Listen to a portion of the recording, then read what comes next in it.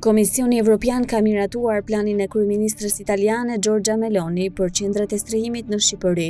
Brukseli ka dhënë dritën jeshile idesë së kryeministres italiane për të transferuar në qendrat në Gjatër emigrantët që janë në procedurë azili.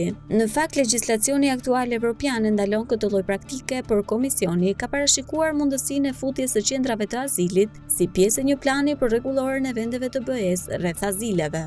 Sipas marrëveshjes së nënshkruar mes qeverisë shqiptare dhe italiane më 6 nëntor të vitit 2023, porti i zbarkimit të refugjatëve nga vendet e treta është në Gjini, ku është ngritur qendra pritëse, ndërsa në Gjatër është ngritur kampi ku emigrantët do të qëndrojnë deri në shqyrtimin e kërkesave për azil. Deri më tani qendrat pritëse janë bosh, pasi në nëntor emigrantët dhe pjesa më e madhe e policëve italian, punonjësve social dhe organi drejtues i qendrave në Shqipëri për riadhesimin e emigrantëve u larguan nga Gjatri. Vendimi erdhi pas bllokimit të një pasnjëshëm të gjykatës së Romës për mbajtjen e emigrantëve në qendrën e Gjatrit.